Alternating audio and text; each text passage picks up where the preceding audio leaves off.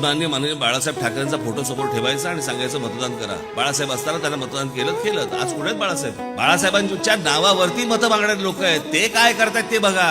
मी आज जे तुमच्याकडे मत मागायला आलोय, ते मत मागायला मी माझ्या जीवावरती आलोय. मी कोणाला तुमचा फोटो दाखवत नाहीये कोणाचा.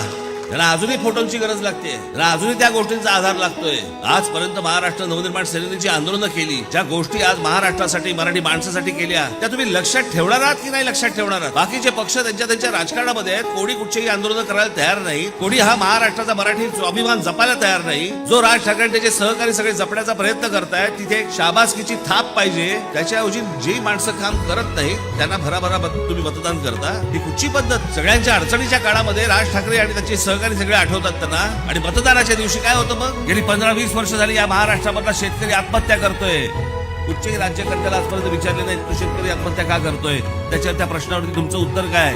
काही नाही. हे सरकार आलं, ते सरकार आलं, आत्महत्या चालूच आहे. 1947 साली स्वातंत्र्य मिळाल्यानंतर 2024 पर्यंतचा एकमेव राजकीय पक्ष आहे ज्यांनी या महाराष्ट्राच्या प्रश्नांवरती विकास आराखडा तयार केला.